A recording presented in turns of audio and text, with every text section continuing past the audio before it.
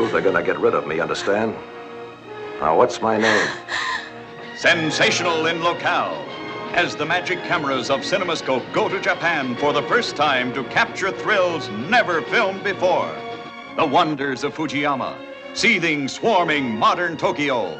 The back streets and waterways where mystery and intrigue lurk. Sensational in story. As a kimono girl joins with military intelligence and Japan security police to smash the Orient's most vicious reign of crime and terror. Sensational in cast, starring Robert Ryan as the ruthless kingpin of Tokyo's post-war underworld. Robert Stack, swept up in the XGI's ring of violence. Shirley Yamaguchi, the geisha girl who gambled her life for a man. Cameron Mitchell, Brad Dexter, and Sesawa Hayakawa. Look, I got you into this. I'll figure a story to tell Sandy. Reason why you left and didn't come back. Oh, but it would be dangerous for you, too. Yeah, but I've got to stay here. Why? Why? A wounded man, whether in attack or withdrawal, is immediately killed by any one of us. What? I know, it sounds inhuman, but so far it's paid off. Living with you here like this brings dishonor on them. And they hate any of us who give that impression to foreigners. You're a wonderful girl, Mariko. I don't want anything to happen to you.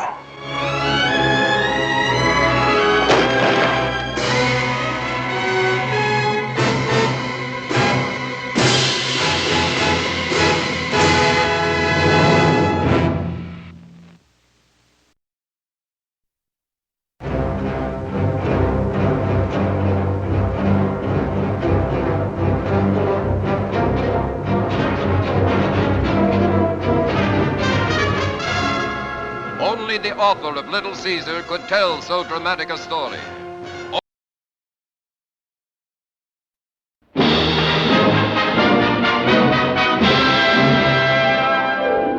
You remember this one? Boy, they really made that torrid zone sizzle. And this one? Big. It was colossal. Wait till you see this one. Take it from a guy who sees them all. It's the best yet. You won't tell me because you think I'll come there. You think I'd follow you. You'd be insane to follow me. Was I insane to pick you up on the road? Was I crazy to let you stay here?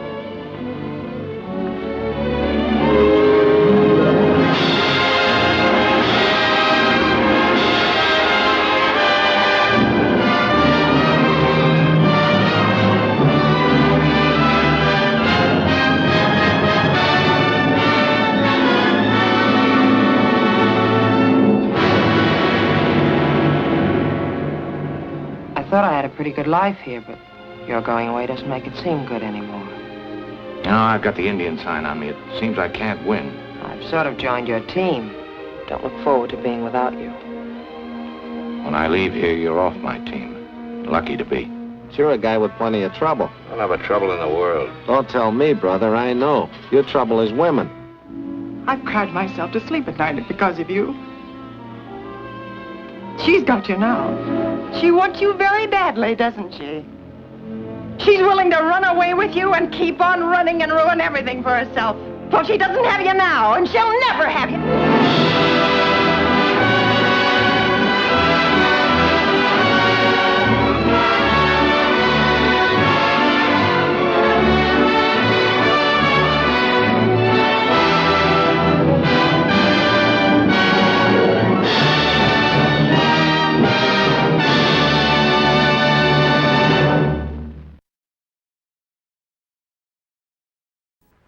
Want to make a statement?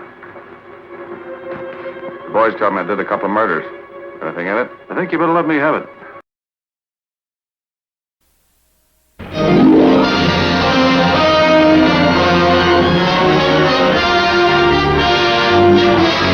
We gotta try to head him off. Now watch out he don't cut into us.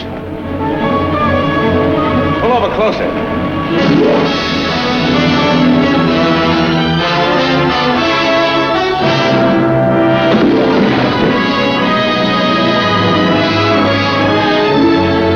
Nice chassis, huh, Joe? Classy chassis. Yeah, and it all belongs to me. I don't owe any payments on it. I'll be glad to finance it, baby. Who do you think you're kidding? You couldn't even pay for the headlights. Anything else?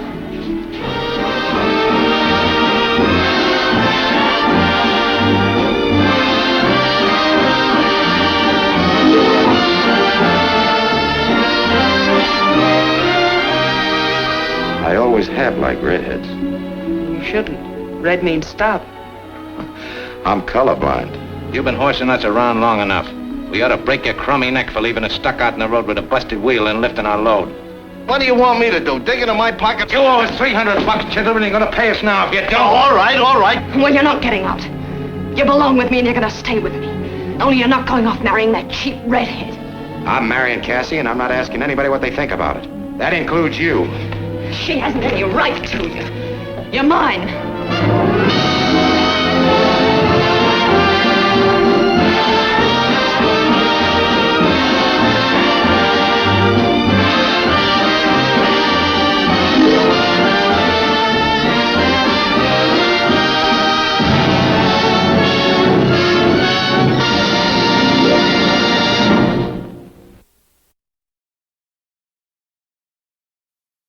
Tokio se estremeció, Washington actuó y CinemaScope lo filmó en el propio lugar.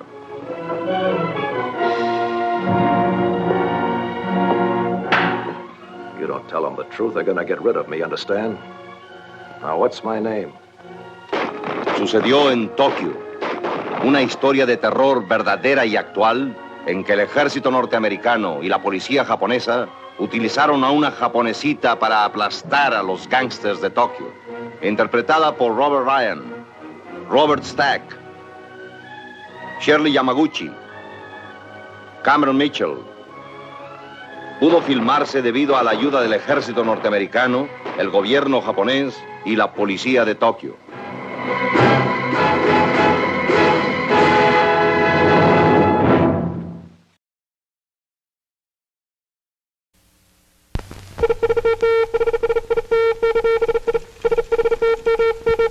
Good evening, Mr. and Mrs. North and South America, and all the ships at sea. Let's go to press. This is Walter Winchell, broadcasting from Hollywood. I just came from a projection room at 20th Century Fox Studios where I saw a picture of my town, New York, and my time now. Ladies and gentlemen, the title of this moving picture is Kiss of Death. In underworld lingo, kiss of death can be many things, none of them good. A pat on the shoulder from a pal that turns into a bullet in the back, or a kiss from a woman's warm lips that sends the victim to the morgue. Like Boomerang and the house on 92nd Street, this one has authenticity stamped all over it. It is red meat. It is factual. It's a close-up of the tenderloin in action. Its tempo is terrific. And its story is that of a squealer. In underworld code, a squealer is marked for death. One man sneered at the code, squealed, and didn't die. That's what makes Kiss of Death such a gripping and exciting moving picture. Kids like to have fun. We'll all have some fun together. You and me and your wife and your kids. Touch my family and you'll hear singing like you never heard before. Go on, beat it. Nick, he's a 3-time loser now. All we've got to do is catch him with a gun on him and we can send him up for life. And suppose he don't make a mistake. He didn't the last time. You made the mistake. Sooner or later he'll trip himself up. They all do. You've got to trust me. I'm through trusting you, the police, or anybody but me. There's only one way to get you, though. And that's my way. If you like action as I do with entertainment, you'll find it here. This one was written with a machine gun.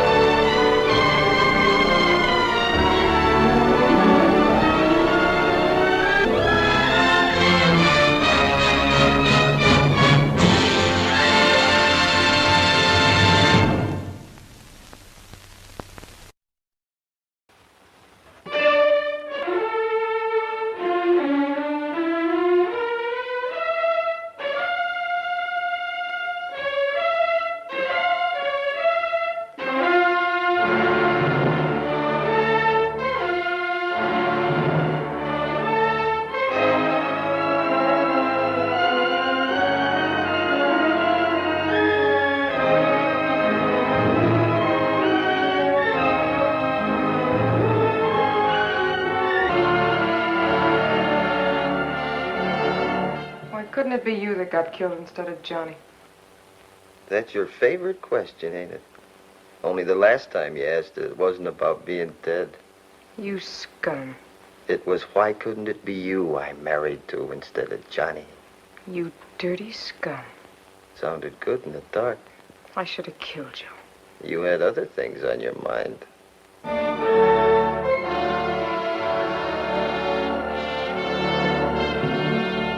What is it, Dr. Brooks? This man has stolen a scalpel. He's got it hidden on him. I want him searched. Hand it over, Biddle. I ain't got it, Doc. Are you sure there's one missing? I checked out 3, Dr. Wharton. We've only found 2. He's had every opportunity to take it. Miss Blake and I had our backs to him most of the time. The scalpels were lying right here on the instrument table. And all he had to do was...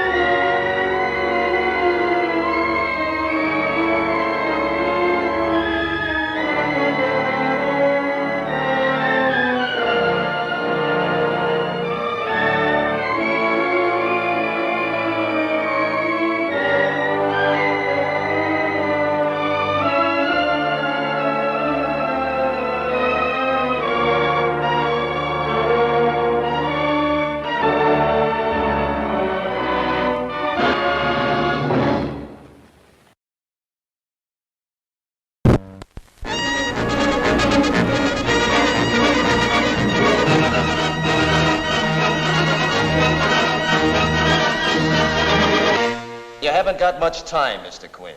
Commissioner, what's the use of kidding ourselves? We can't track down an unknown killer in 2 days. He's absolutely right, and there's only one way to do this. You get on the radio and panic the city? Now, wait a minute. Herewith recorded is the story of a silent, savage menace. How for 3 days a great American city found itself outside the United States of America. The events, incidents, and emotions of the people who were a part of it, who found time running out as they looked into the face of mortal peril.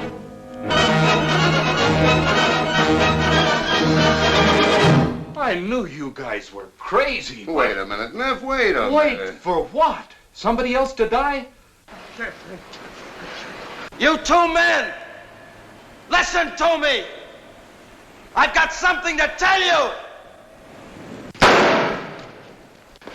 Well, what am I supposed to do? Just sit here and watch? Listen, Doctor, I'm taking a chance that you may be right. You take a chance that I know what I'm doing and let me do it. As a matter of fact, you'd help us both out if you went home and went to bed. Okay, I'm not going to argue anymore. And I'm not going to wait until the facts penetrate that thick skull of yours. There just isn't that much time. I gotta get out of here. Hey. What? Try and get back early if you can, won't you? Yeah, I'll try. Where's the other man? All right, come on, get out of there.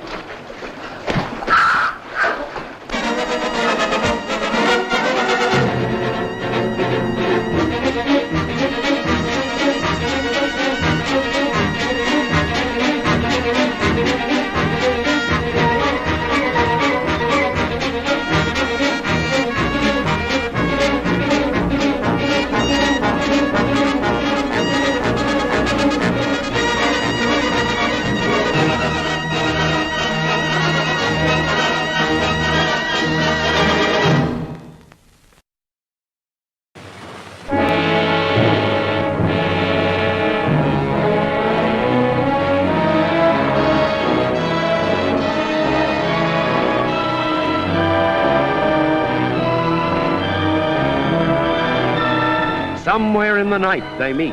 The man, John Hodiak. The girl, Nancy Giles. Breathtaking new star. So warm of voice. So soft in Hodiak's arms. This fascinating story of 2 strangers in the night, hunting down the mysterious forces that brought them into each other's arms, is made all the more exciting by the powerful roles played by Lloyd Nolan, Richard Conte, and a cast of other superb players. Hello. Hello. I've come for George Taylor. You must be a little mixed up. This is my house, and I'm not George Taylor. You haven't even got the right sex. Nobody can say you haven't. How did you know where to find me? I didn't know I was going to find you. I got a note that said Larry Cravat was at 4211 and a half Summit. I don't get it. From whom was the note? I don't know. And don't try to beat it out of me. I don't know. It's no good, Chris. I've got to get out of here. Now, this minute? Now, this minute. I found Conroy. He'd been stabbed. He died in my arms. I had to fight my way out. Why?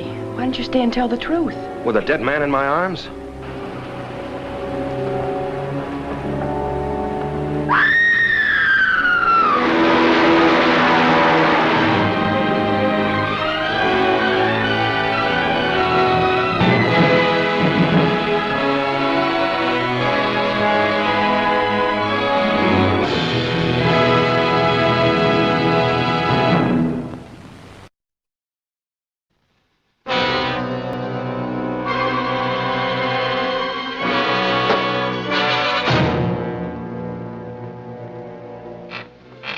There goes my last lead. I feel all dead inside. I'm backed up in a dark corner, and I don't know who's hitting me. The exciting story, The Dark Corner, which gripped the readers of Good Housekeeping magazine, now spins its fascinating plot on the screen.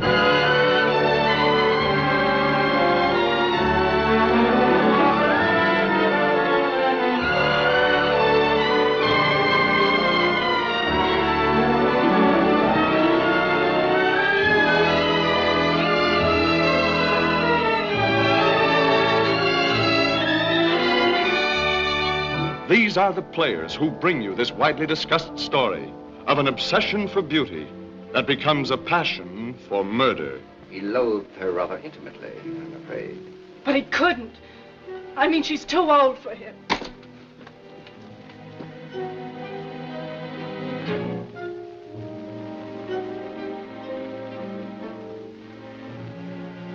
Love is not the exclusive province of adolescence, my dear. It's a heart ailment that strikes all age groups. Like my love for you. The Dark Corner dares to tell of those who can defy the rules of respectability and the hunted who must violate the law in order to live. What's his name? Who's paying you? If you don't want to lose that stardust look in your eyes, get going while the door's still open. You stick around here, you'll get grafters, shysters, two-bit thugs, and maybe worse. Maybe me. I like those odds. I'll take them.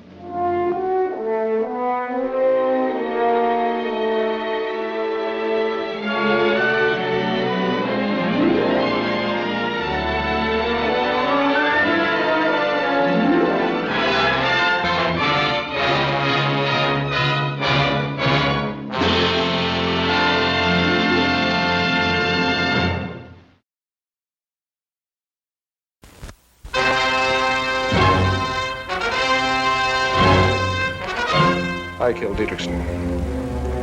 Me, Walter Neff, insurance agent, 35 years old, unmarried, no visible scars. Until a while ago, that is. Yeah, I killed him.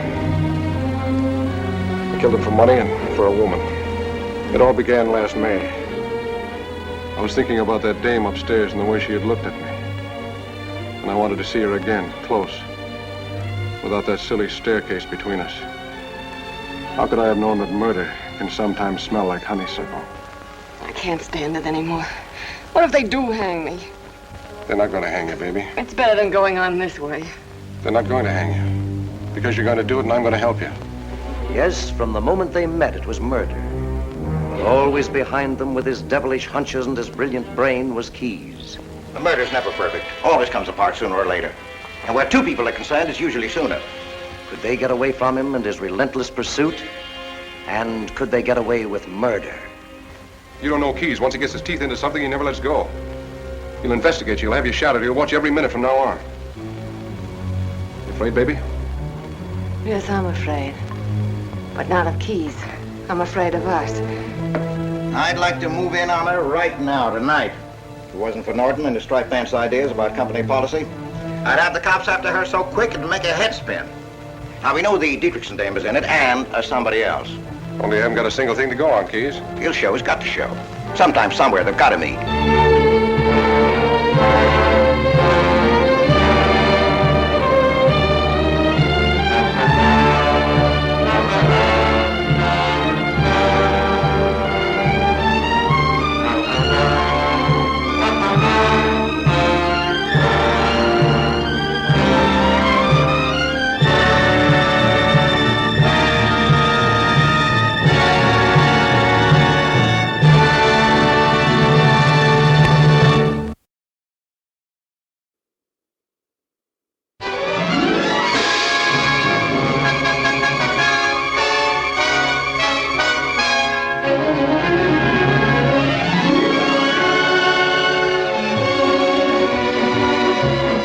Say to him? I just told him if a man answers, hang up. Didn't you hear about me, Gabe? If I'd been a ranch, they would have named me the Bar Nothing. There never was a woman like Gilda, or a picture like Gilda. Columbia's outstanding screen triumph, starring Rita Hayworth with Glenn Ford. That's what I told Val, and that's what you're going to tell him. Making me deceive my husband. I got some news for you, Gilda. He didn't just buy something. He's in love with you. One man bought Gilda, another hated her and hungered for her. I hate you too, Johnny. I hate you so much that I think I'm going to die from it. Darling. Gilda, inflaming men's hearts with a kiss or a song. Amor mio, love me forever. And let forever begin tonight. Put the blame on Mame, boy. Put the blame on Mame. One night she started to shim and shake. That brought on the Frisco quake. Make her stop. What do you mean by it? Now they all know what I am. And that should make you happy, Johnny. It's no use just you knowing it, Johnny. Now they all know that the mighty Johnny Farrell got taken. And that he married...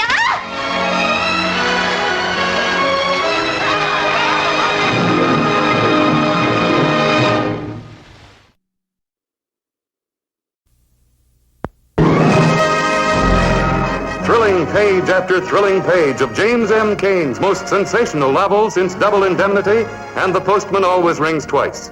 It's all on the screen. A scorchingly frank expose of a high-voltage triangle with the screen's two most gorgeous redheads. Hey, I love that material. I love the feel of it. I'll wear it the next time I see you. Oh, you don't have to put it on just for me. Your sister's a nice girl. And she's going to stay that way. John Payne, a guy who wants to make a lot of money in a hurry and doesn't care how. Arlene Dahl has two things in common with her sister, red hair and the same man. Do you want something? Yes. Glass of hot milk? Ben Grace. Rhonda Fleming, ashamed and glad of falling in love. Believe me,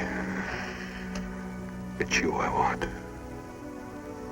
you sure you don't want both of us? You have to go back tomorrow. Back to jail? Oh, honey, Frank says it doesn't have to be prison, just a nice quiet rest home someplace close by. But you have to face the charges. All you want is to get rid of me. You want them for yourself. So you're that smart girl Jensen always had on the side. I got a real good reason to kill you. Keep walking backward.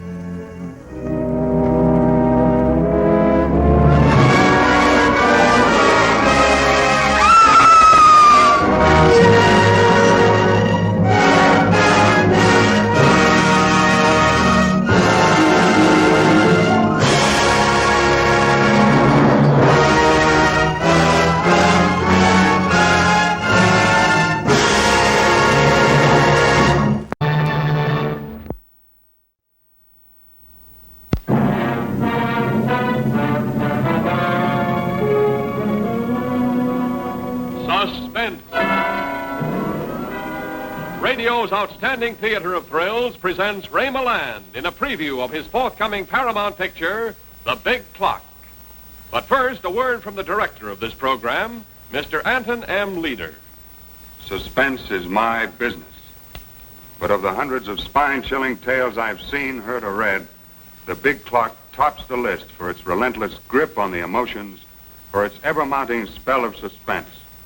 And now, Ray Milland in highlights of his amazing role in The Big Clock. My time is running out. Every second brings me closer to death. They're hunting for me everywhere, but they don't know how close I am. Right here, trapped by the big clock. An average guy with a family and a job he liked, with everything turned upside down by the strange things that happened in 36 hours. A wonderful afternoon with Georgette, who wanted me for all the right reasons. A crazy evening with Pauline, who wanted me for all the wrong ones. A long moment with Janet, who wanted me for his own dark reasons. We have our man. He was just seen entering the building. I wanted emergency order issued, all exits blocked, building closed. No disbelievers identified. You take charge. Yes, I led the...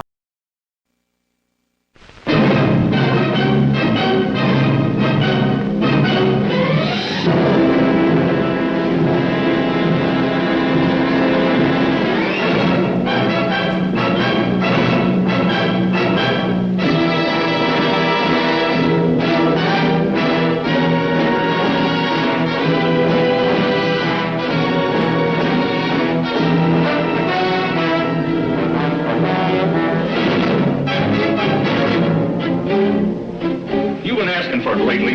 Hey! Any objections? Yeah.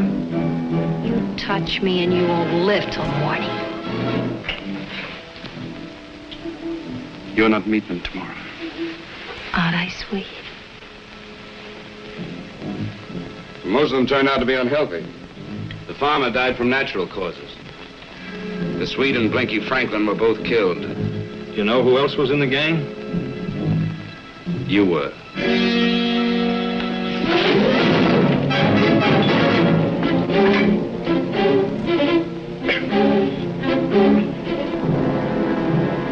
Reach for that and I'll kick your brains out.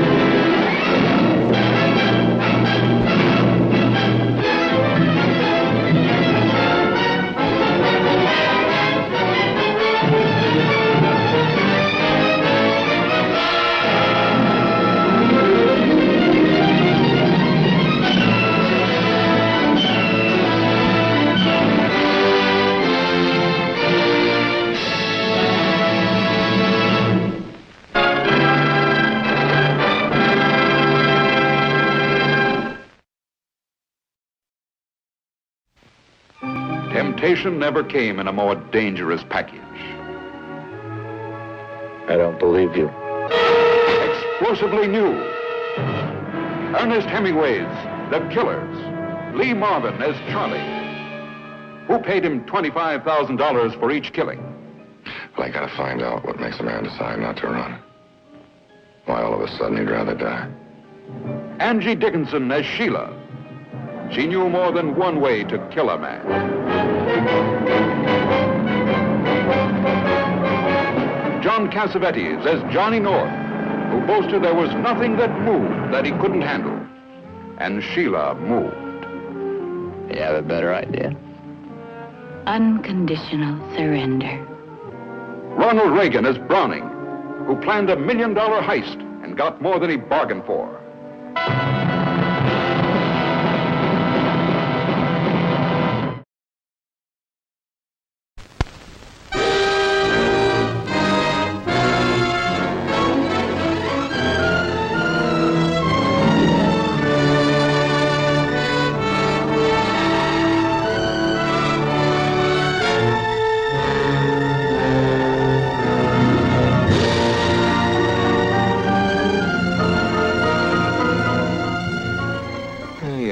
Can take care of himself.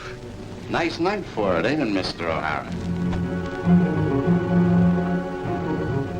You didn't answer me, Mr. O'Hara. You ought to speak when you're spoken to. I'd hate to have to report you to the lady's husband. I said it's a nice night for it. Hey, Mike, if you'll pardon me this intrusion, there's a couple of police officers out here. Cops? I don't speak their language, see? And they wants me to identify this guy. What's the Spanish for drunken bum? Mrs. Bannister, can you think of any reason why your husband would want to hire a divorce detective other than to watch you? I object! As a matter of fact, you and Michael O'Hara have kissed each other, haven't you? To name one occasion, you were seen in the aquarium of this city kissing each other. Do you deny that? No. No further questions.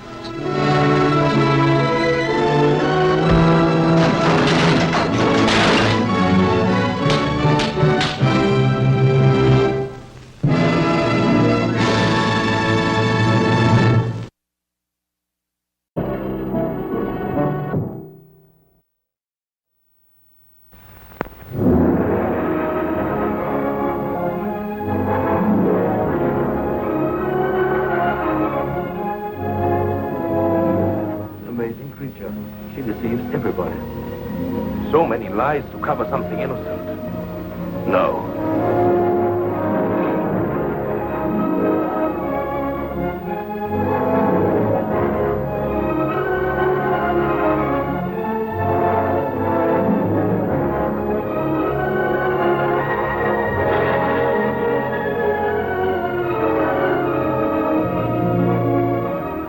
You're making a terrible mistake. I made my mistake years ago, when I first met you. You see, I thought I was buying his life. So you betrayed me even then. Yes, and him too.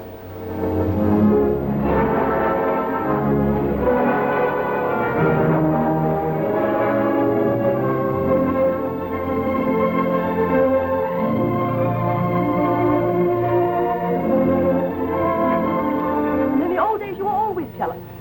And you were wrong. I tell you, he finished my life as he would of that hallway that he passed through once a year. Isn't it understandable?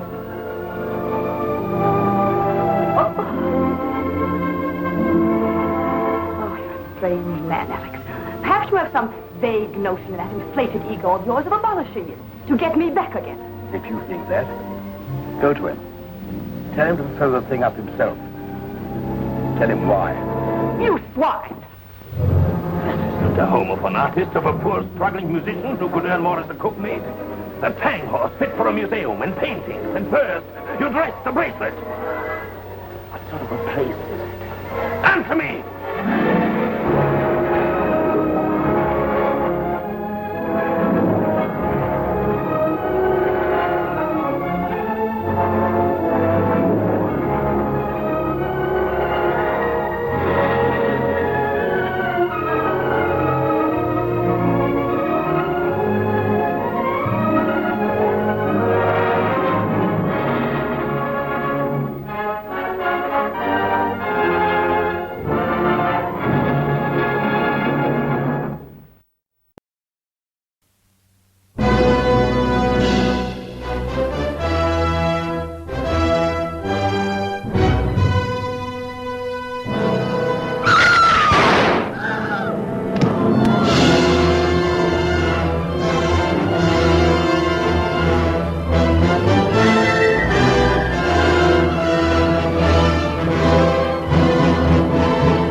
Mr. Scott, how does it feel to send a man to the chair?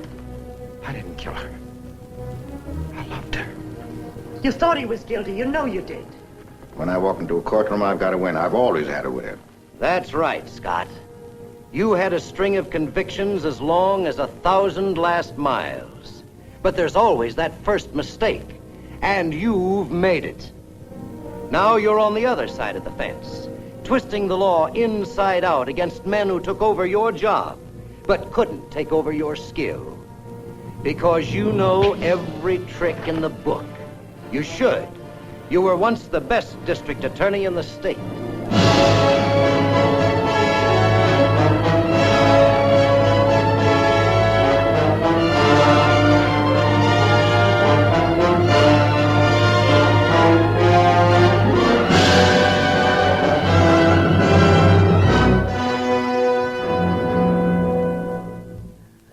former district attorney, you have a pipeline into our office. You must have.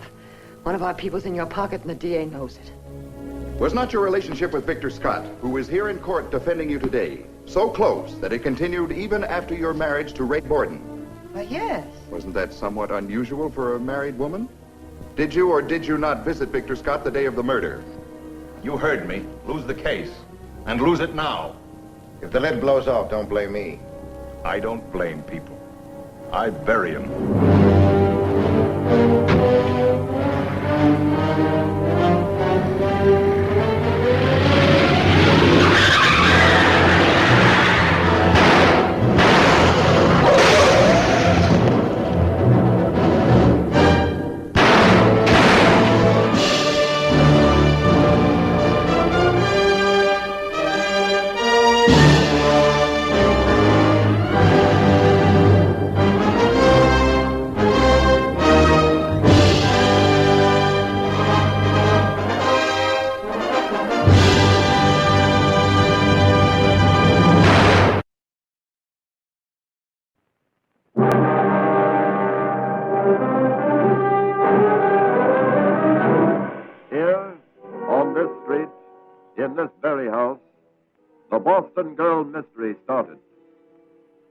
On the night of May 23rd, Vivian Heldon received a mysterious telephone call. 3 hours later, Vivian Heldon disappeared, vanished from the face of the earth. What happened to the glamorous blonde? The answer becomes one of the most truly dramatic and amazing stories ever told on the screen.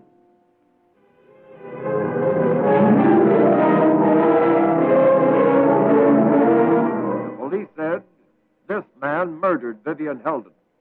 The scientist said, don't be too sure. Then, circumstantial evidence drew its ever-tightening net around the bewildered man. Are you all sure now? That's him. I'll swear that's the guy. He's lying, that man. Yeah, He's that's the one. him. I never saw him before. He came to ask about Vivian. Now, climb him into the electric chair. Oh, no, darling, no. I made a lot of mistakes. Oh, but not that one. Here in this room is the answer, the facts behind the story, the clues that can send the man to the chair or prove him innocent. They're all here in the house on Mystery Street.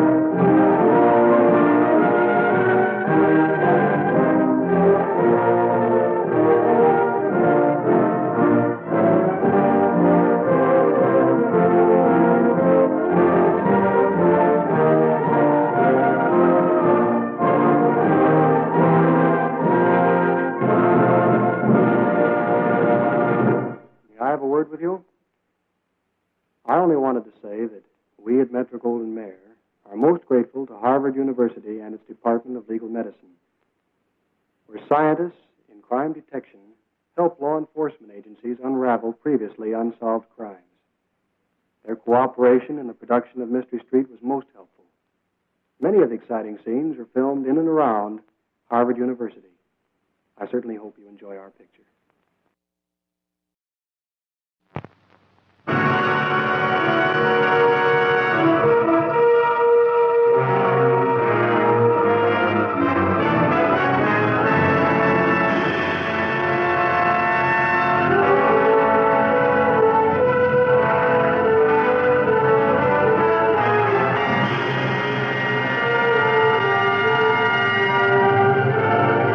A side street hides many strange secrets. This is the story of one of them. It's the story of just an ordinary guy who was very much in love.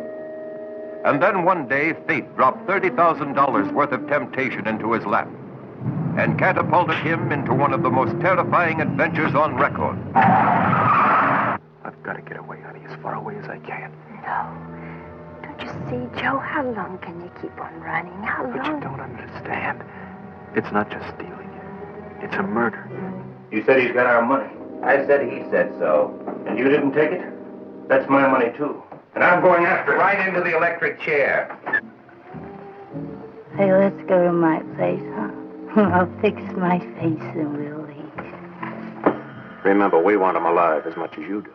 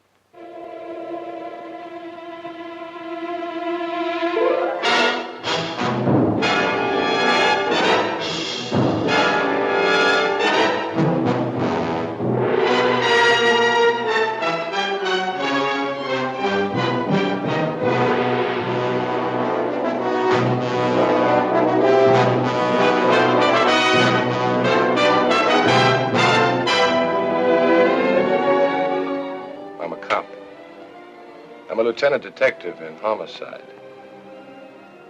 That's a fancy name for murder. I work on people, suspects. Play up to their strengths.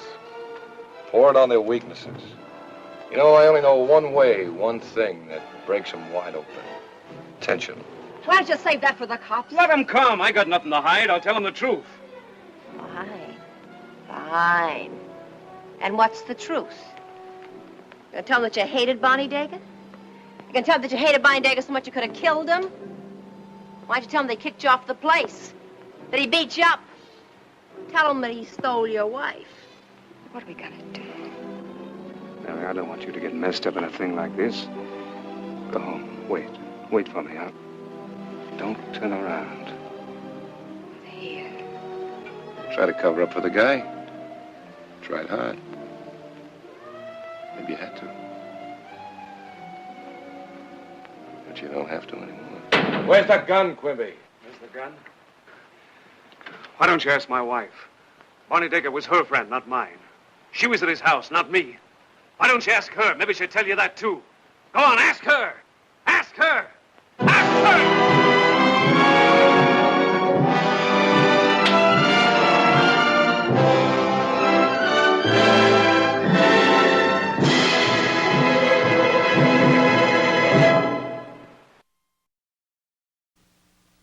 Extra, read all about it. Army payroll stolen. Extra.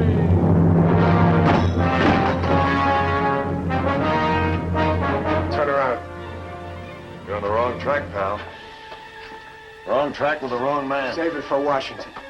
We're flying back today and we're taking it with us. No, we're not.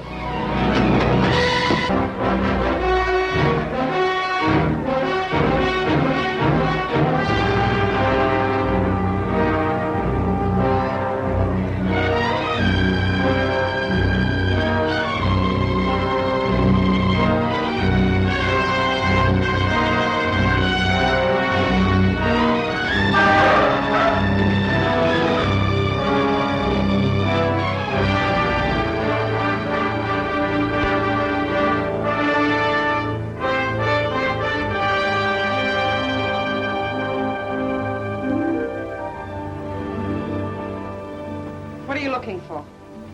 Huh? Well, just a few $100,000. There's nothing here.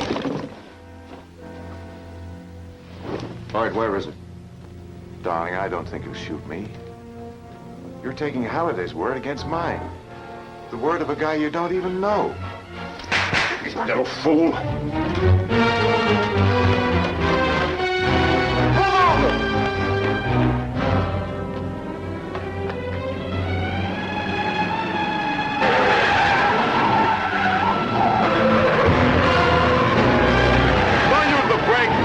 Second, that way you won't lose speed.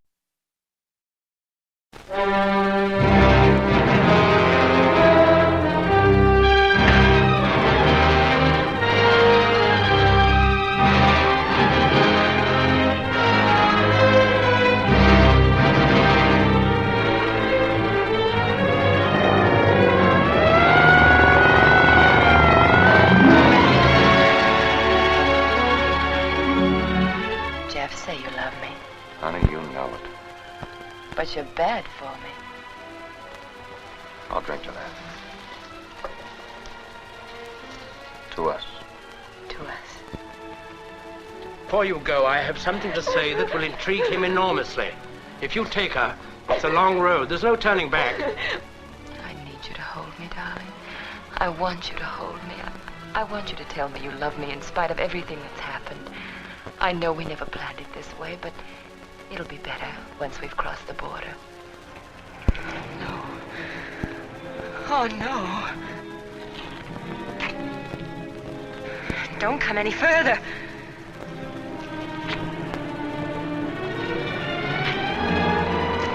Don't make me shoot. Don't make me shoot.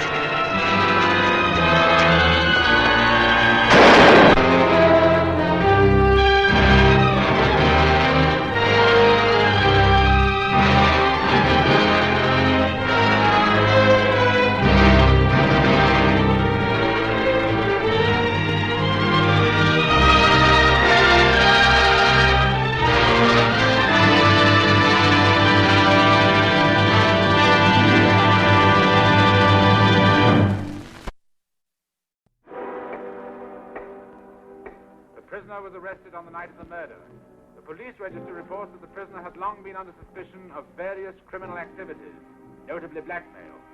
She has a bad record.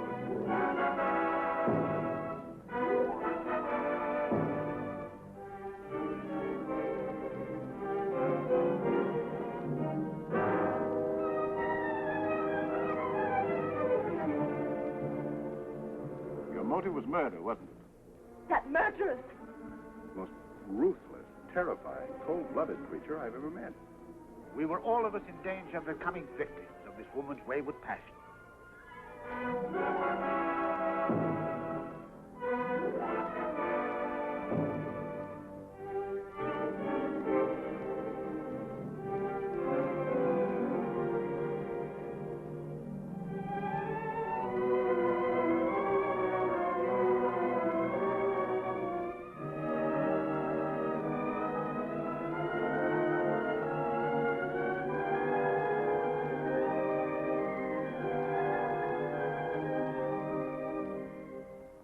Against me? All right, I'd be against it. No one could look at me without shuddering. I had no friends. I didn't think I needed any. Then I met Torsten Barry. For the first time, a man. There have been women like you before. They became conquerors, queens, empresses. If this operation's a success, I've created a monster. Beautiful face and no heart. Do you know anything about love in that miserable soul of yours that dribbles itself into these letters? Can you imagine loving a man so greatly, so completely, that you surrender everything you have just to be near him?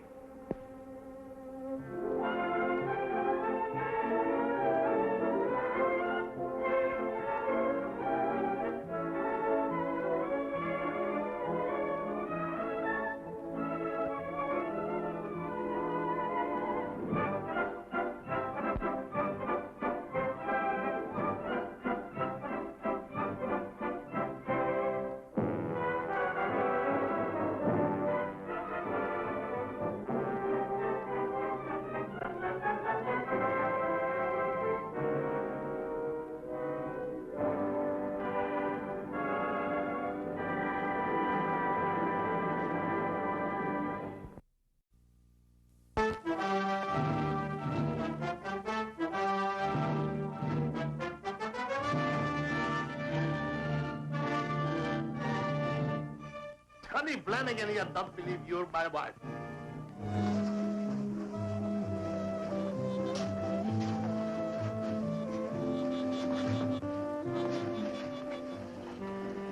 Giuseppe's awfully drunk. He'll pass out and won't know a thing until tomorrow. Barbara Payton and a young new star, Tony Wright, in this story of a woman's daring enticement of a ring champion.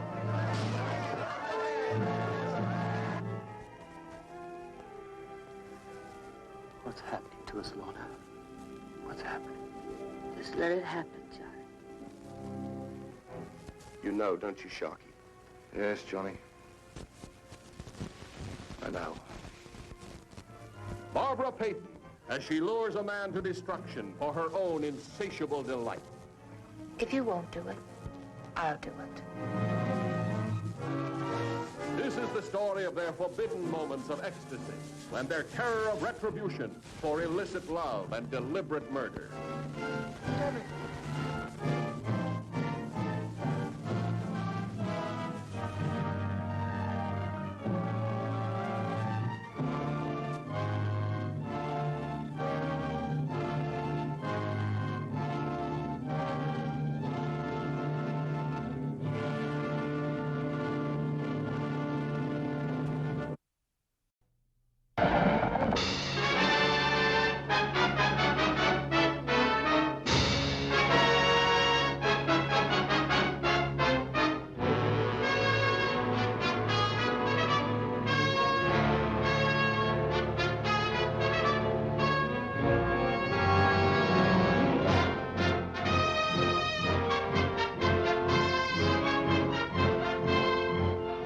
The Berlin Express roars through the night, a fateful journey. For aboard this thundering caravan, fear rides beside every passenger. Strangers of different nationalities, irresistibly drawn together, facing terrifying dangers aboard the world's most exciting train. The danger is by no means over. Hasn't that affair on the train taught you what we are up against, Doctor? An underground which is determined to stop at nothing. We do not wish to harm Dr. Bernhardt, unless we have to. He told you the plan, you turned Bernhardt loose, is that right? I understand. On the train, you tried to kill him. Now you are people of great mercy. Mercy? The simple matter of logic. Now we're in a position to learn the facts.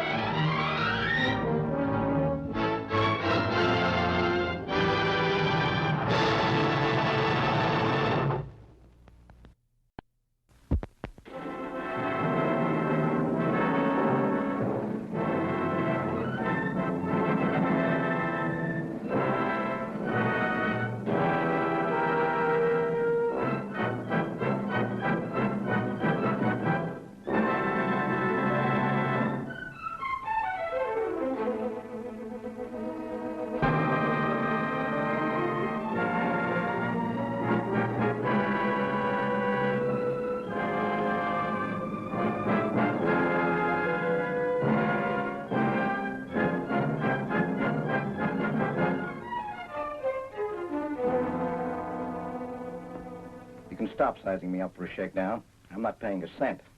Oh, gee, golly, John, don't use a nasty word like that. I'm only trying to be friendly. I didn't do that robbery. There's no man alive can send me back to any chain gang live to tell about it. John. I'm sorry, Miss Ingham. Call Moose. Tell him to find Ramey. Don't let him get out of town. Okay, I'm coming. John! Look out! John! Hold on, Moose.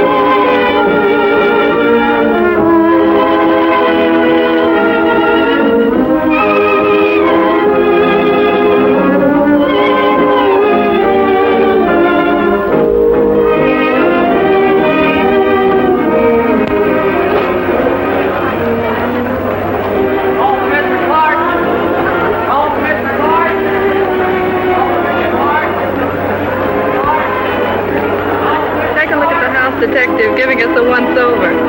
You look, babe. I haven't got my glasses. Now, what do you want? Just a smile. Come on, let's have it. Atta baby. Scamp. Better sit over here, Bert. You're blocking traffic.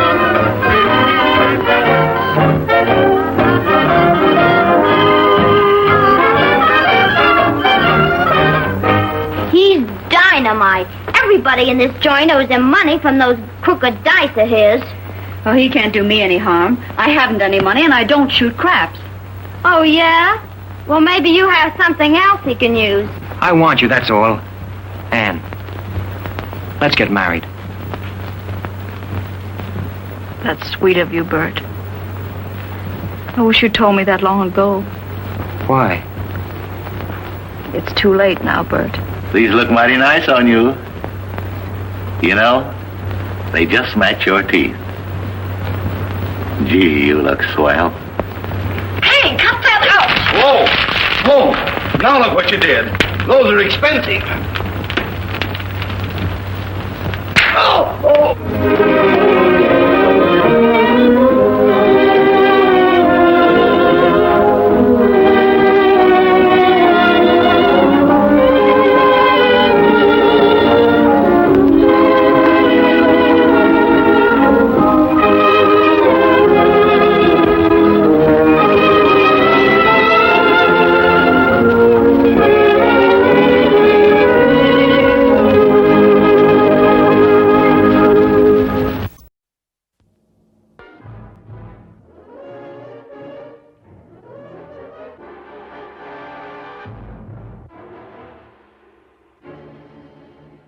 Feel suspense.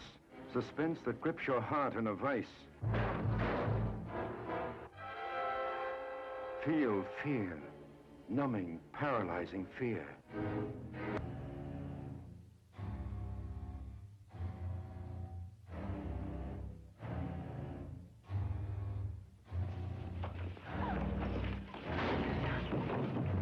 Cape Fear, starring Gregory Peck, Robert Mitchum, Polly Bergen. Cape Fear, the screen's most terrifying war of nerves. I've seen the worst, the dregs, but you are the lowest. You just put the law in my hands, and I'm gonna break your heart with it. I got a little plan for your wife and kids. They're never gonna forget. Never.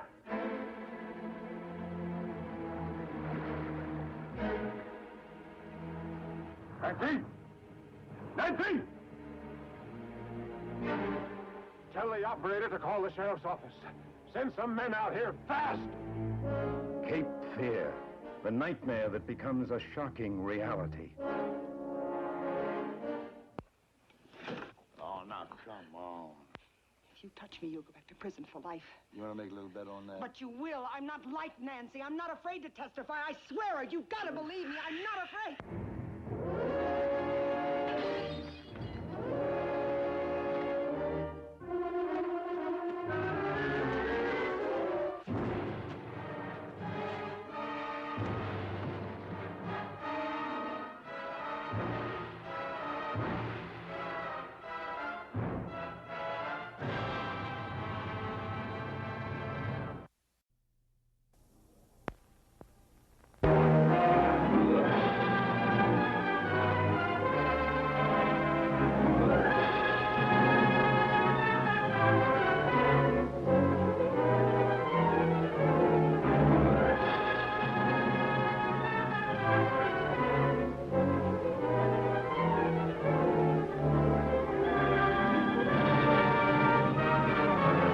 I don't believe in ghosts, and I don't believe in the supernatural. I don't believe that people live on in life after they've left it. But I saw Catherine today, or somebody that was like Catherine. How do you know it wasn't Catherine? Why do you go on torturing yourself with these doubts? Sometimes a thought can be like a malignant disease and start to eat away the willpower. I suppose you'd like me to step out of the picture. Well, I'll never do that. Never. Love has been man's inspiration for centuries. You came back because you wanted to be with me. No, Dick, I don't love you. You love me, but you haven't got the courage to face me. But it could never be, Dick. She'd always be there between us. Driven to desperation by the scent of an exotic perfume. Trapped by the conflict that obsesses every killer. But who would want to murder the wealthy Catherine Mason? Was it Evelyn? Was it this ex-convict? Or was it... He's lying, I tell you. We either kidnapped her or killed her himself. He knows a lot more than he's telling.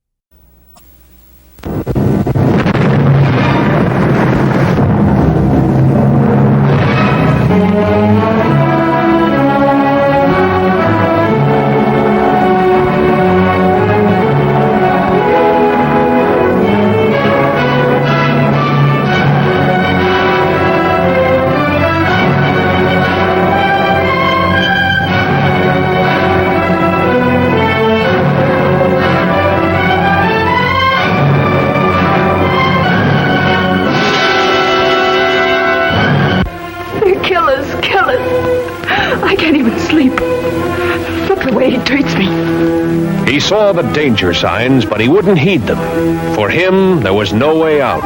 He couldn't drop her. She was in his mind, in his blood. And if loving her meant tangling with a killer, he was ready for that too.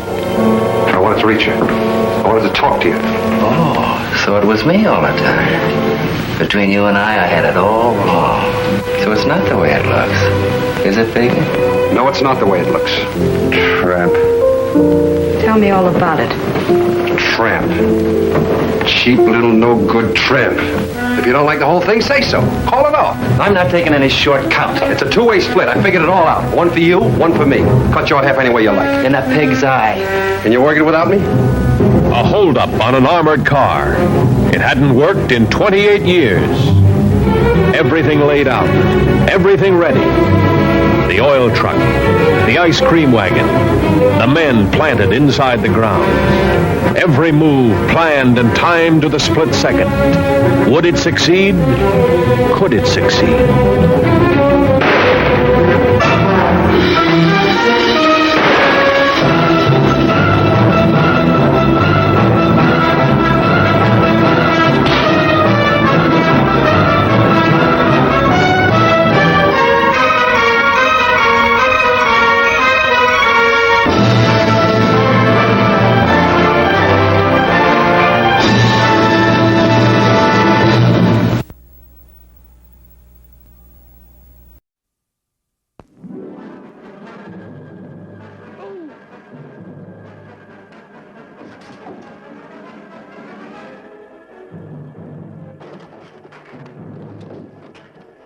Brawling men who knew they had to kill or be killed in a suspense-packed adventure that led to death. He thought he was helping a pal, and from that moment on found himself the target for murder. New, enticing sensation. I'm sorry I had to ask so many personal questions, but I had to. Find out if it was you who killed him. I think the police suspect that I killed Tony Roscoe. But what use are the microfilms to you? When I use them as bait, maybe I can catch the fellow that's behind all of this. The only things I collect nowadays are miniatures. This is a miniature.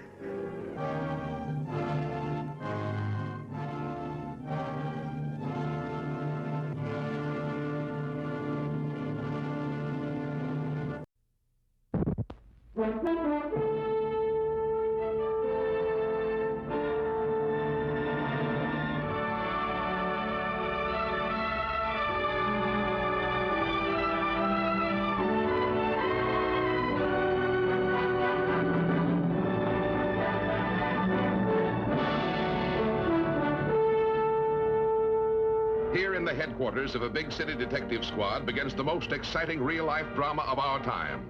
Not a crime story, but a human story told with naked honesty and startling frankness. For over a year, you personally have been making my client's life a living nightmare. Why? Because I'm annoyed by criminals that get away with murder. They upset me. That's your story. But I've investigated and discovered otherwise. Detective Jim McLeod. From the crime-infested jungle of the big city, he came back to the only person in the world he loved. Mary McLeod. The man she married was strong, too strong to understand the one scarlet mistake of her life. Schneider, the unlicensed doctor whose victims were desperate women. McLeod wanted to see him burn. Lieutenant Monahan. His squad would be smeared by scandal unless he found out what had happened between Dr. Schneider and Detective McLeod's beautiful wife. But Jim never knew. Schneider's attorney says so. I don't care what he says. Jim never knew. I never told him. You've got to believe me. This was my mistake. You can't punish Jim for it. But this was the day of judgment, the hour of decision, when the detective, like the criminals he has hunted so long, faces disgrace in prison for the violence he couldn't control. I'd just as soon Schneider died. I'd rather go to jail for 20 years than find out my wife was a tramp.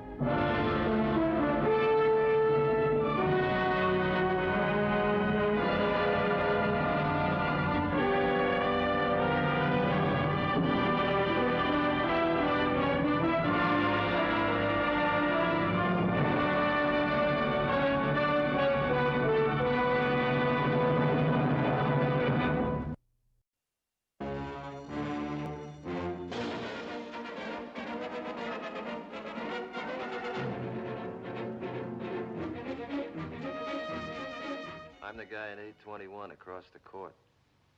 Can I ask you a question? Well, I don't know. I suppose so. Are you sure you want me? Yeah, you're the one I want, all right. You doing anything you couldn't be doing better with somebody else? If you want. Does that mean come on over?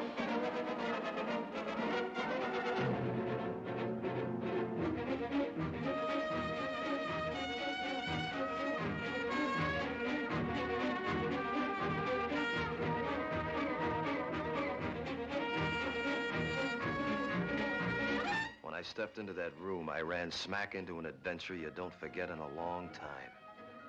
Because the screen has never shown this kind of woman before. The kind that reaches out in the loneliness of the night to a stranger passing by. I should have seen the warning of danger in her eyes. But what happened in that suspense-filled night was about to change my entire life. Why didn't you tell me you were working here? I'm not. I'm just doing it for tonight. Yeah, I know. You're an heiress. Tomorrow morning, you ride through your estate. Side saddle. She made you say that. I believe in a drink, a kiss, and a laugh now and then. I still like to laugh. But not at myself. What do you want? Hearts and flowers forever and ever? Love? Don't be afraid to say it. It's not a dirty word. I can't figure you out. You're silk on one side and sandpaper on the other. I'll be any way you want me to be. Why? Why is it so important? Because I belong with you. Pat, it's 8:09. I'm frightened. I think something's happened.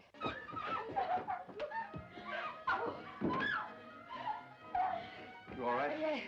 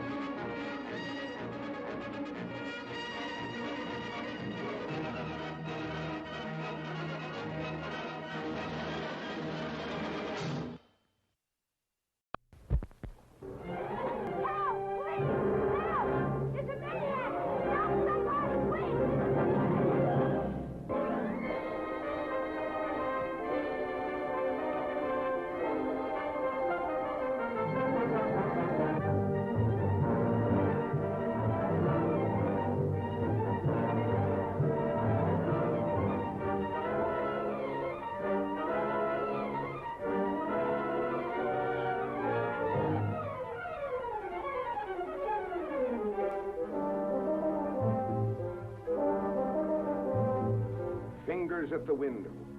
Strong, ruthless, grasping fingers, guided by a mind bedeviled by hate, striking in the dark, spreading terror throughout a great city.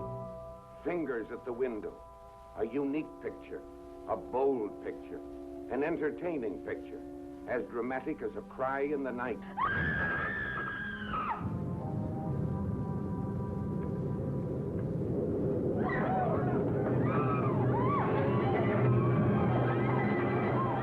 Something happened last night, Fitty.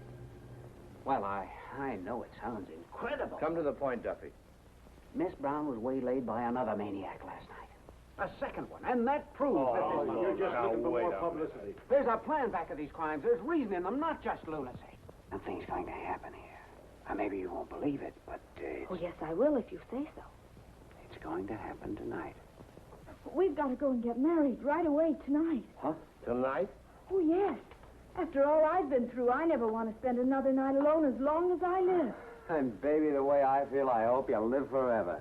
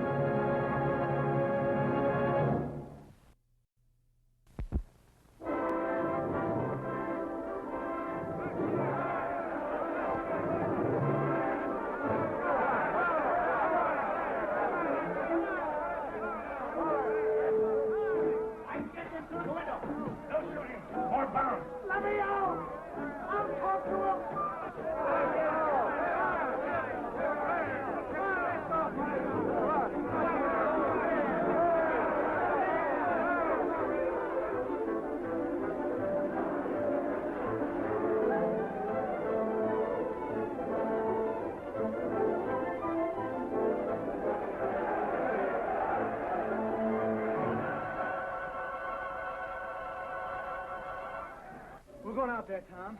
We're going to get them skunks. We're going to kill them the way they killed Joe. Whatever you say, Charlie. And whenever. What are you talking about? Are you crazy? I know he's alive, Charlie. I know he's alive. Shut your mouth. Please, let me tell her I didn't mean to. Let me ask her to forgive me.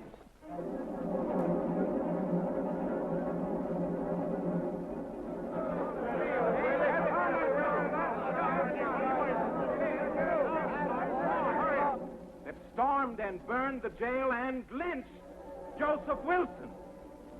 What are you trying to do, Hummel? Where did you say you spent the night before last? I ain't answering the questions, buddy. You are. Come on, get out. Will you swear that during those hours, Frederick Garrett was peaceably at home? Yes. Witness. We've got him. Same as everybody else. Talking and drinking. She must love you an awful lot.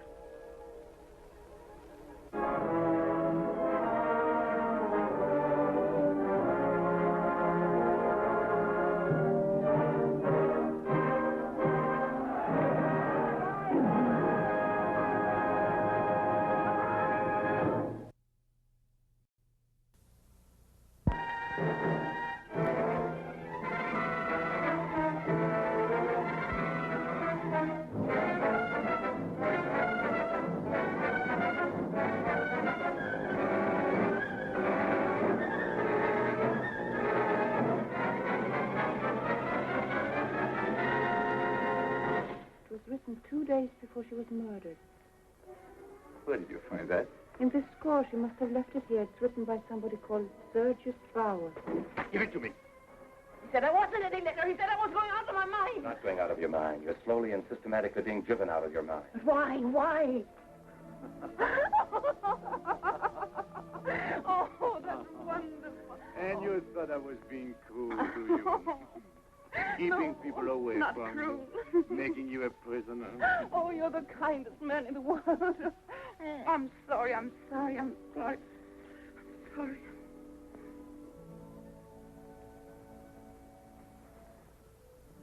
If I were not mad, I could have helped you.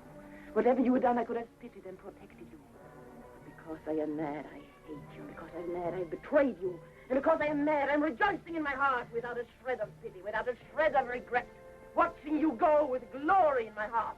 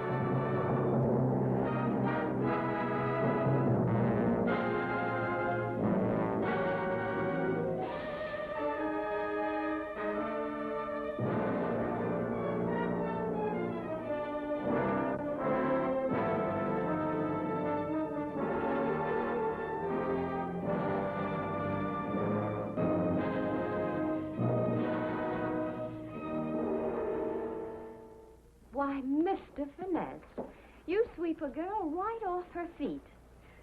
50 grand. Chicken feed, Mr. Finesse. Cigarette money.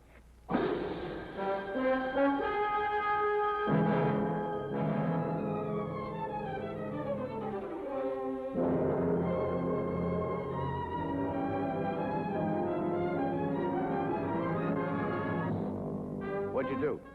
Well, coming back through the tunnel, I got to thinking about the way Maida had laughed me out of $60,000.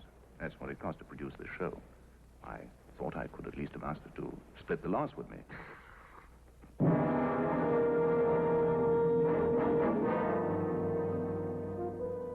She sure had what it takes to get men. And if they didn't have what it takes to get jewelry and fur and perfume, they didn't get anywheres with Maida.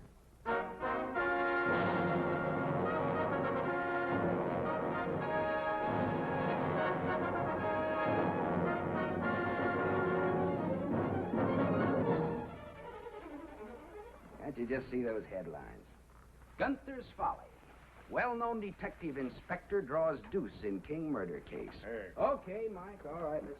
Oh, yeah. Just one more thing. Now, you'll never break this case without me and what I know, and you'll never break it here.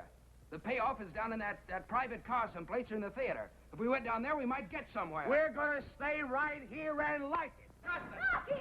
Come on, fellas, that's enough. Break it up. He can't do that to Rocky. I'll kill him. I'll mow him down. All right already. Enough is Thanks. enough. I can take care of this lizard myself. Come on, boys. Calm down. Calm down. I'll calm him down, him and his lies and trick alibis.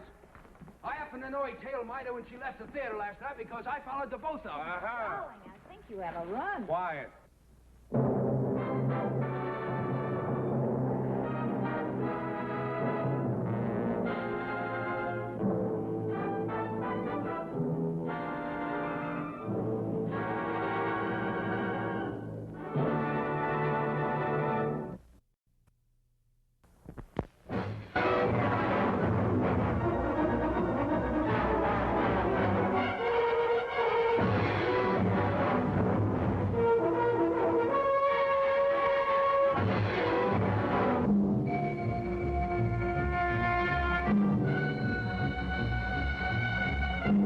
The police tell strange tales about this man, who at one moment is a tender lover, and in the next moment the fiendish slave of his own desire to kill. And this has been going on all the time, I suppose. Now, look here, my dear Bones. And It's going to be all right in a day or two. but at the piano, she said... My dear fellow, don't she get kissed me. upset. She whispered to me. She promised. You could have me, she said. Never has such a gripping story been so realistically enacted. Breathtaking indeed are the performances of Harriet Craig, Linda Dornell, George Sanders, Glenn Langan, Fay Marlowe, and others. Why don't you go away and leave me alone? Well, George, you can't let me down now. Please. This goes on and on. These songs mean nothing to me. What do I get out of them? You could get me.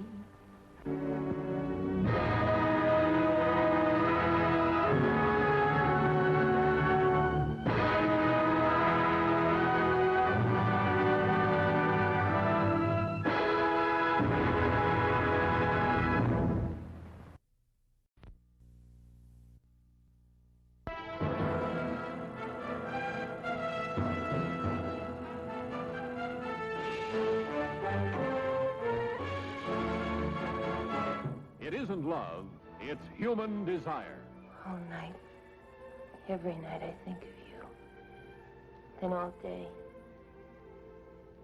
I know it's wrong. But I pray and pray for him to die. Don't say that. I'm sorry. I can't help it. Just think. A person can be alive in the morning and dead at night.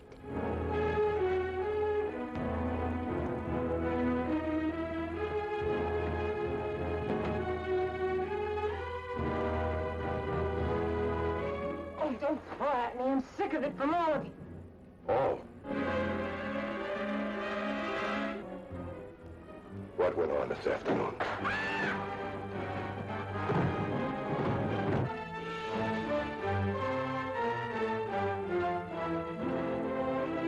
You had to tell me about the murder, didn't you? You had to tell me because you knew that once I knew about it, I'd be in it just as deep as you are. Oh, no, that's not true. Isn't it? Even as he held her in his arms, he could still see that man on the night train. The husband she drove to murder. The fight to a finish in the freight yard. The girl he had promised to marry.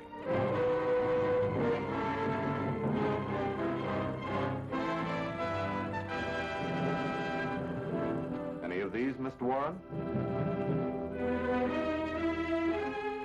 Answer the question, please, Mr. Warren.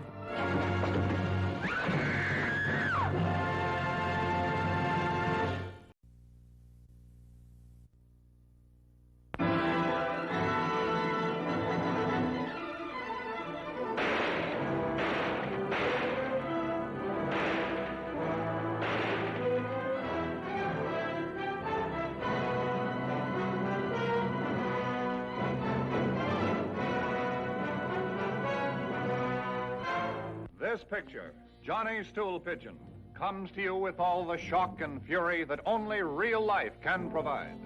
It stars Howard Duff, Shelley Winters, Dan Duryea, and tells the story of the strangest deal a federal agent ever tried to sell to a killer from Alcatraz. I'll rot in this place forever before I'll be a stool pigeon for a copper. But something happened to make killer Johnny Evans change his mind. He took the deal.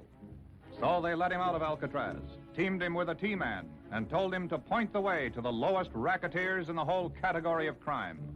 The slightest slip meant death. If there's a rumble, we do the time. And we got the fix. You got the fix in at the border? How else you think we're going to get it over? Dig a tunnel? The only thing I want to ever have wanted. That's money.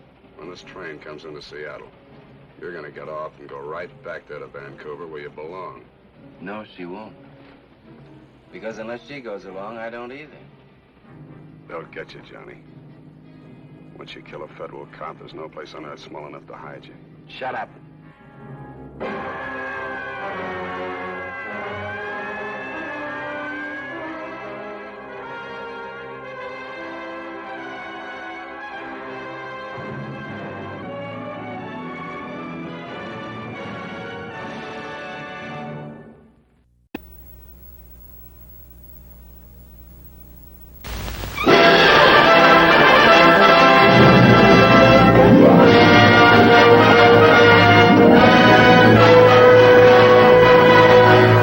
That gun, please.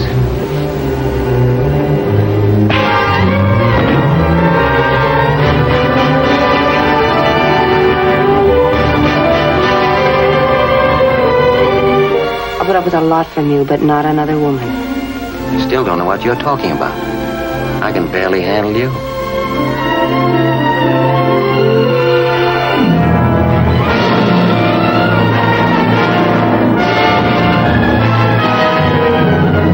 Just gave me 48 hours to get you, dead or alive.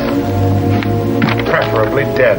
Yes, it's James Cagney charging the screen with triple thrills as a man motivated by a driving force that takes him from one adventure to another.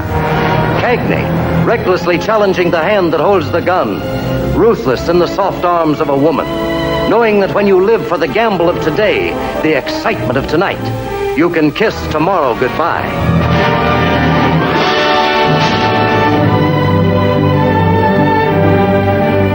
You the minute he walks into the picture, I was walking out. Yeah. But now you can't. That's right. But I can protect myself, even if it means throwing you to the wolves. I want you. You're all I've ever wanted. And I'm not going to give you up. We won't let him force you. I don't force easily. He could make you wish you'd never been born. I've seen him do it before to others. Well, we'll worry about that when we come to it. Now, what am I going to tell this guy? Don't worry. I will take care of Romer.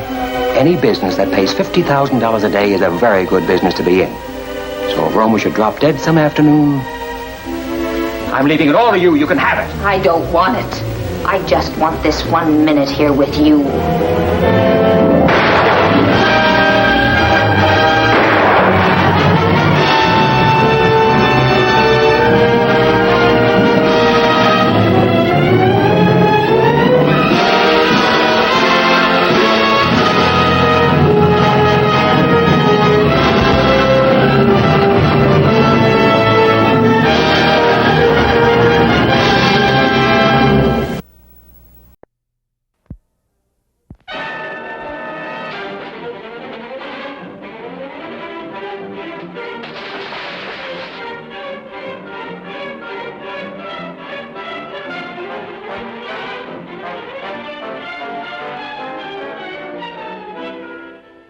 Did you rob or kill someone?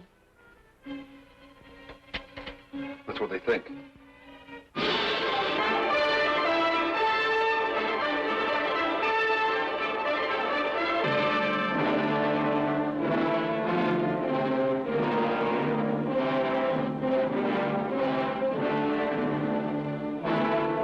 It didn't matter that he was hunted, feared, branded. Only her arms could tame the fury of his fists. Only his kisses could calm the terror in her heart. I love you, Jane. You don't know how much I love you. Oh, I do. Loved you for a long time without knowing it. that to you.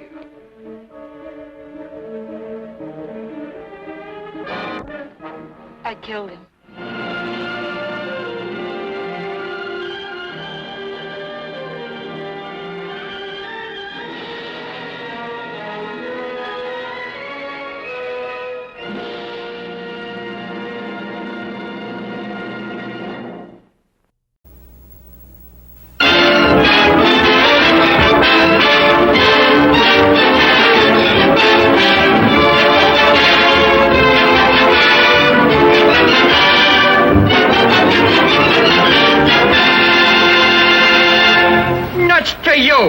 And nuts to you.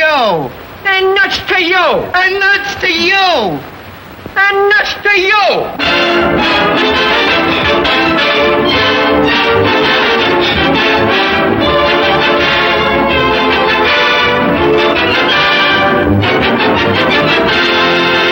Start your action.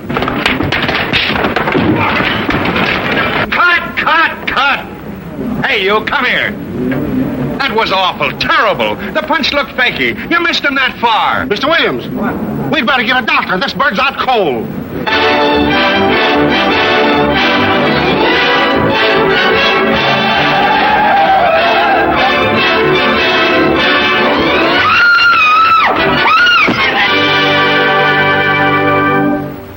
You're looking very lovely this morning, Lady Agatha. Are you feeling any better after last night? Will you please go away? I tell you, I don't know how that dame got into my bed. I threw her out 2 seconds after you left. Won't you, come in a minute? Who could say no? I've been doing all right in this movie racket. And I'm on the climb. And I did it all myself, without any help from you. You're going to play ball with us and we'll bust your bubble so quick it'll make your head spin. Well, I'm telling all 4 of you. To haul your freighter, I'll have the cops on your neck in 2 minutes. Go on, get out of here. We can't afford to back up quickly in a scandal like this. But we've got to stand by him. We've got to help him. Now, listen, Lois, it's no use. Now, you stay away from him or you'll get dragged into this mess. Now we need you. You can't throw him down.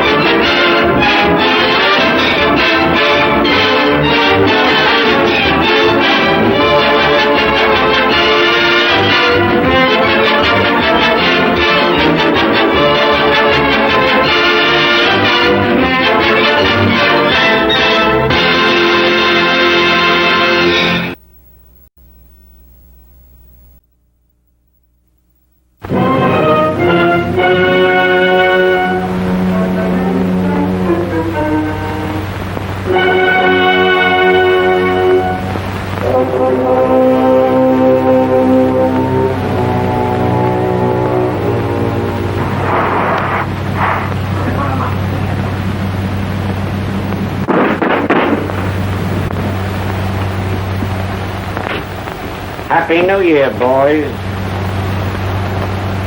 Say, there's a lonesome touring car down the street. I was wondering if you happen to know anything about it. Oh, I got a good cafe business. I don't know nothing about automobiles, what's been stolen. Well, you might if some of the bright young men around here had anything to do with it, wouldn't you? She's through. She's out of the way. That's what she is. You're lying. You wouldn't dare. I wouldn't, would I? I'll show you. Rico, listen. I ain't gonna spill anything if that's what you're scared of. You think I want my neck split? Well, you know too much. I ain't gonna take any chances. You're hanging around with me, see? No, I'm not. All right. You go back to that dame, and it's suicide. Suicide for both of you. You believe me, Olga? I want to believe you.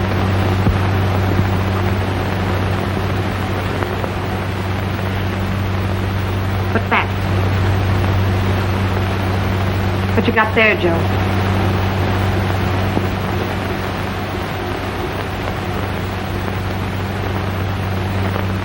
Wait, Olga! Joe! There he is, the dirty old double-crosser.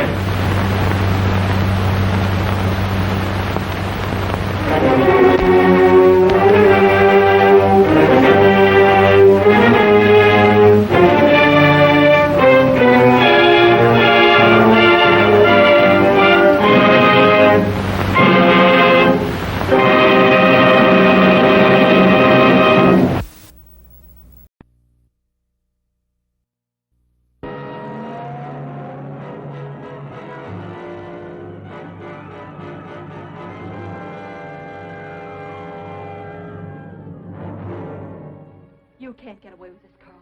I'll tell him things I've never told before. I'll tell him everything I know, and when I can't tell the truth anymore, I'll start lying like you did. They'll take you too, Carl!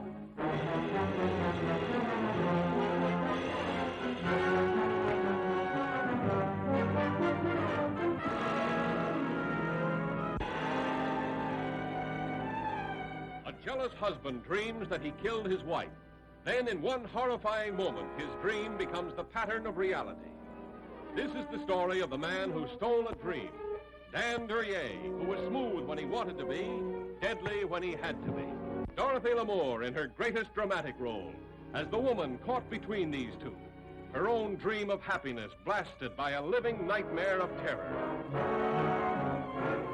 No! Don't do it! No!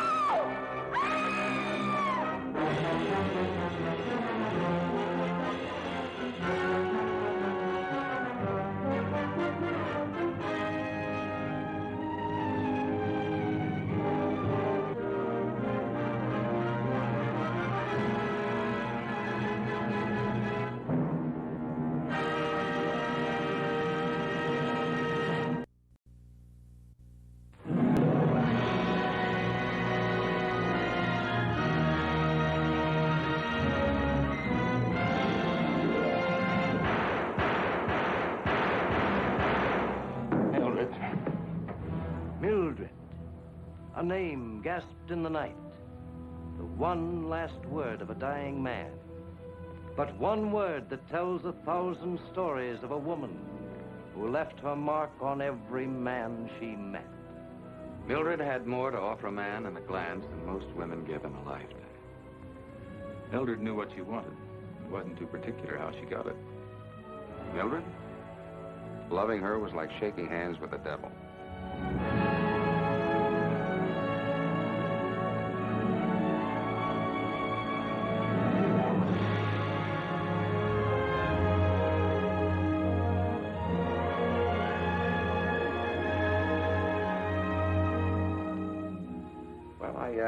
I wonder why you brought me here tonight.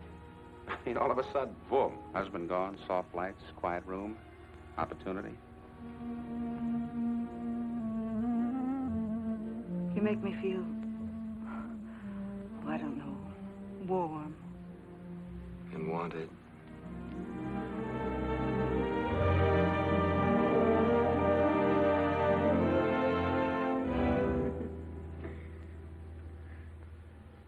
How long has this been going on? Monty's going to divorce you and marry me. And there's nothing you can do about it. You think because you've made a little money, you can get yourself a new hairdo and some expensive clothes and turn yourself into a lady. But you can't. Because you'll never be anything but a common...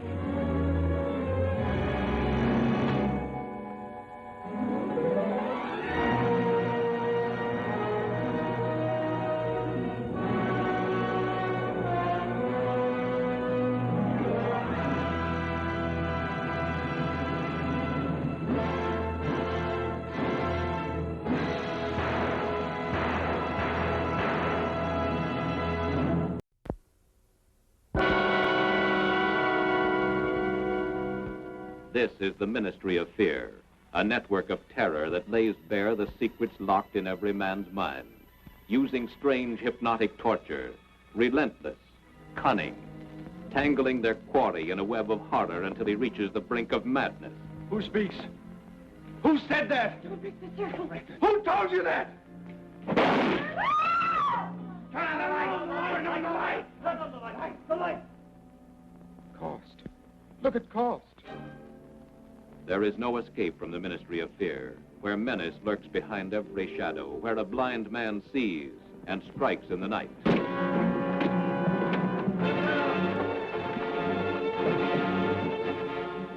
Ministry of Fear, starring Ray Milland as a man obsessed by murder, with Marjorie Reynolds as his only hope, through a nightmare of never-ending flight.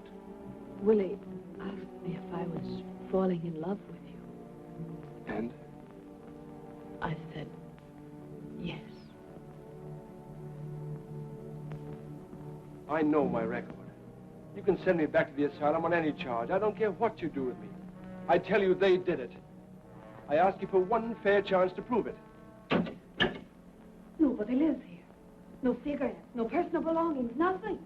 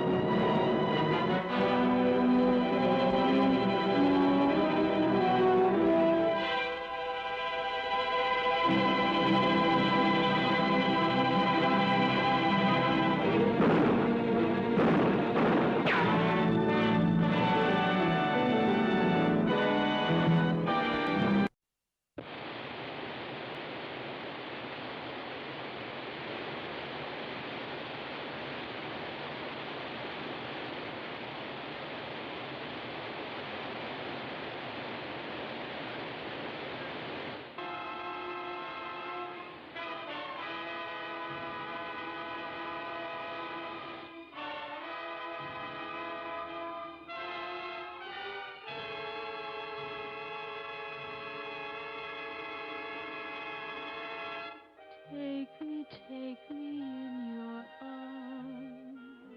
She sang of love just as she lived for love, like a Lorelei, flaunting her charms as she lured men on and on to their eternal destruction. And her own husband was no exception. It's getting late. Hand me my slip. I hate to move when we have a fight. Never want to leave your side. Give me some orange juice, Georgie. It's Marilyn Monroe skyrocketing to new dramatic heights. When a man took her loveliness in his arms, he took his life in his hands. Joseph Cotton, helpless in her siren spell. Jean Peters, caught in the destructive whirlpool of another's deceit. And parading around, showing herself off in that dress. Cut down so low in front you could see her kneecaps. She's a pretty girl. Why hide it? Don't worry about that. She'd like to wear that dress where everybody could see her, right in the middle of the Yankee Stadium. Smell like a dime store. I know what that means. Sure. I'm meeting somebody. Just anybody handy, as long as he's a man. But she could never be his, nor any man's, completely. And that thought whipped him into a frenzy that makes the screen thunder with unparalleled suspense. Hello, please.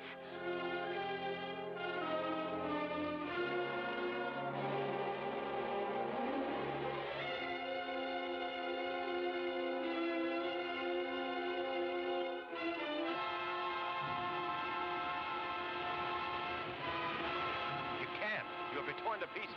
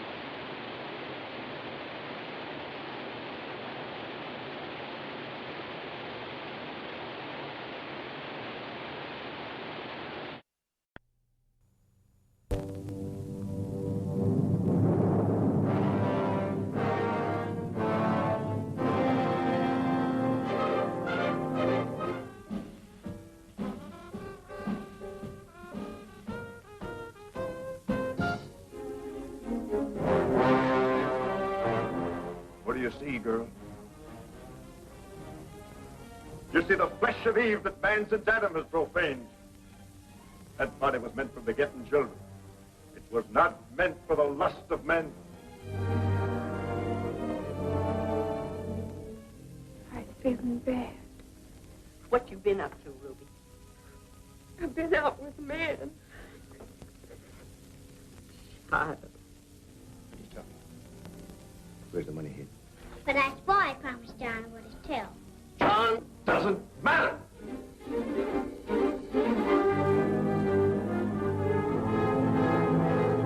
Ben never told you he threw it in the river, did he?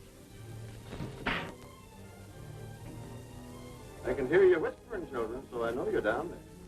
I can feel myself getting awful mad. Here is all the stark terror, the passion and suspense, the heart-pounding warmth of the best-selling novel that gripped millions. Oh, wake up! Superb, unforgettable performances by an extraordinary array of talent. Figured I was gone, huh? Run. Hide in the staircase. Run quick. Ruby, shit.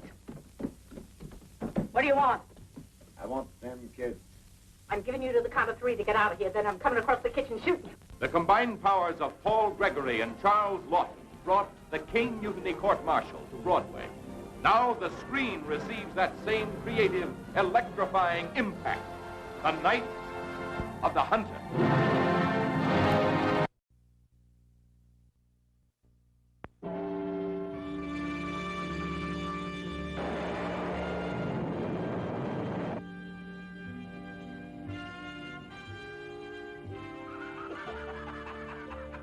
You're crazy.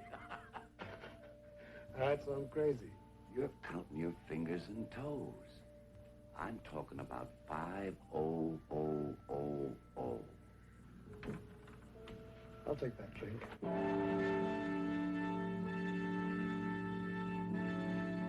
What makes you so big you can call me up to this dump and shoot off your mouth? I got an idea, that's why, Slater. How would you like to pick up $50,000, all in small bills, just for yourself?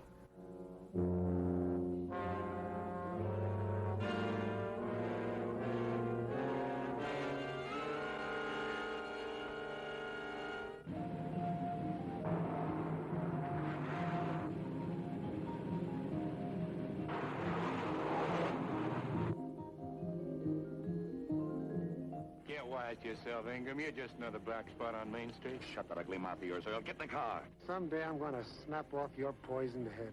Listen to me, Johnny. Back up, Burke. The odds will never be right. I know how to handle him. I've been handling him all my life. He's no different because he got him a $20 pair of shoes. All right, Slater. Handle me. The next time you call me, I'm going to see you. I'll be waiting. You're not just another white spot to me.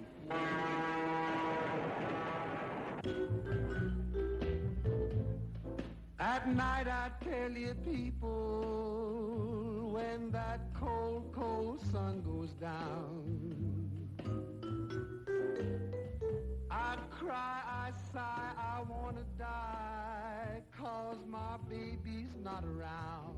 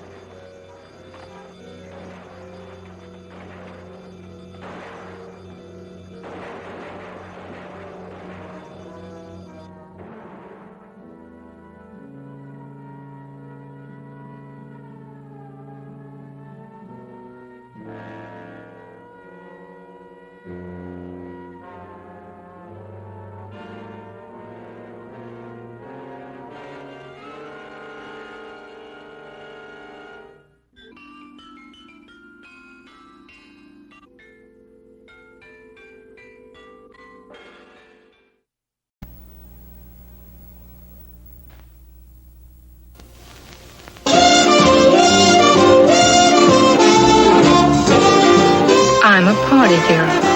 I'm a party girl. I'm a party girl. I'm a party girl. I'm a party girl. I go out with men for money. The money I want. The men you can keep. I made up my mind a long time ago. Never get crowded into a corner. You've never been in that corner with your looks? Just once. In a dark and dirty little barn back home in Oklahoma. I was 15. I'm a lawyer. Mouthpiece for the mob. Guardian angel of punks and gunmen. You like being that? It wasn't forced upon me. I could have picked some other branch of the law, but this was the quickest way. I'm a great believer in the quickest way. I run this town from top to bottom. Own everybody in it. Then there's this chick of yours. And that's what I call a real pretty chick. Face of an angel. You know what a bottle of acid would do to a face like that? If you touch her, if anyone touches her, I'll kill you, Rico. I'm not a party girl. I've written to Tommy. I've told him if things work out, if he wants me, I'll be waiting. You had no right. Honey, I'm his wife. Honey, you're just married to him. I'm Rico's right-hand man. You know what I mean? But I ain't afraid of Rico. A lot of guys are, but not me. He'd try to kill me, wouldn't he? Not if I'm here. Not if I'm here. Thank you, Louis. These are the characters.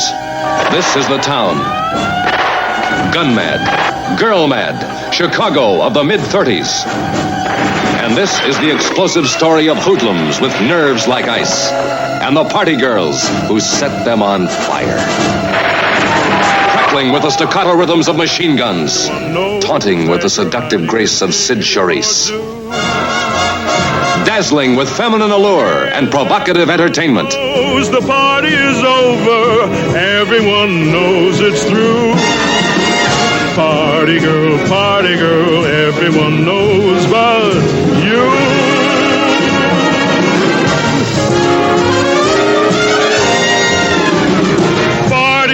Party girl, everyone knows but you.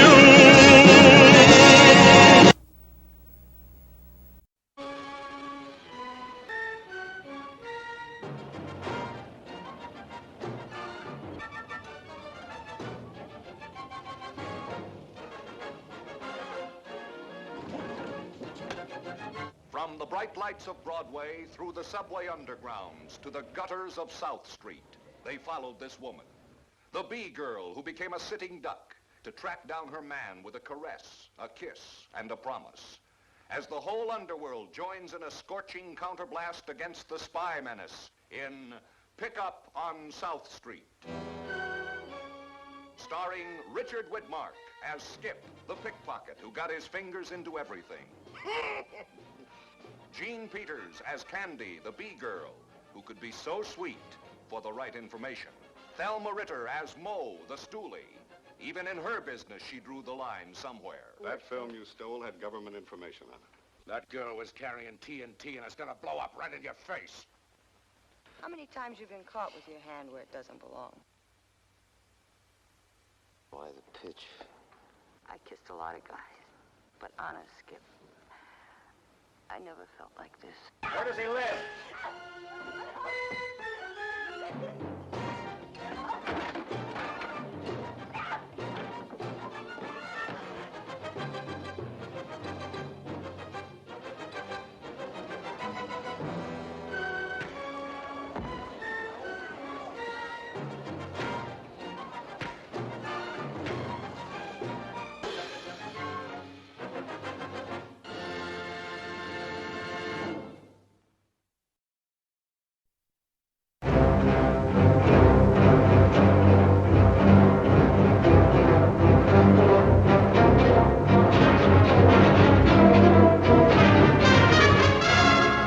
Only the author of Little Caesar could tell so dramatic a story. Only the director of The Treasure of Sierra Madre could film it with such power. Only once in a decade does the screen come up with such absorbing characters. Sterling Hayden as Dix Handley, a hooligan with a twisted dream. Jean Hagen as Doll, the dime-a-dance dame who wanted to share that shabby dream. Let me go with you. Please, Dix, please. You're crazy, I'm on the lam. I'm wanted bad, packing heat. If there's any trouble, what good would you be? I could drive. I'm wanted on a killing rap. You know what that means. I don't care. I just want to be with you. Louis Calhern as Emmerich, the big-time mouthpiece with crime on his mind. Oh, I suppose a fellow should stick to his own trade, but I know some pretty big men around here that might not be averse to a deal like this if they're properly approached. Highly respectable men, I might add. Sam Jaffe as Doc. He's got $1 million in that little black bag, and a jitterbug cost him every dime of it.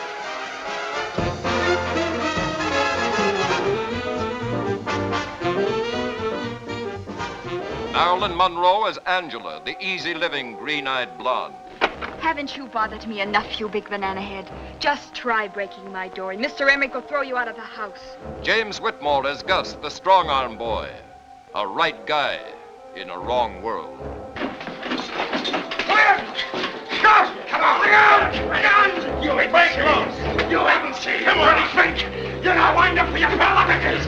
You're gonna wind up in the morgue!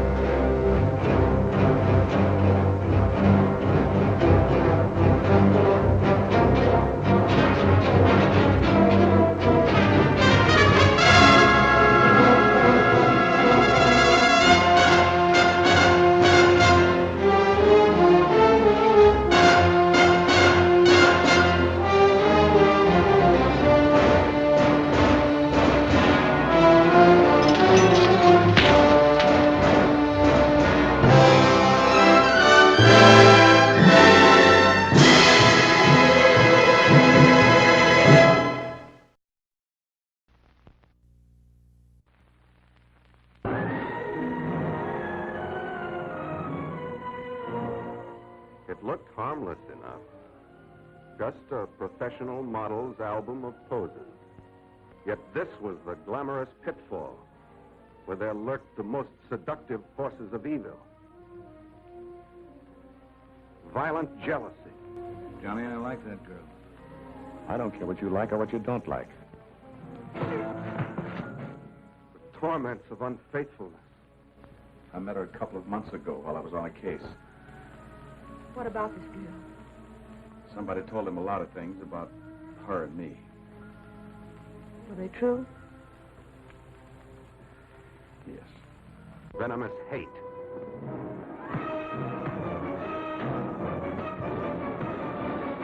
The raging fury of a guilty conscience.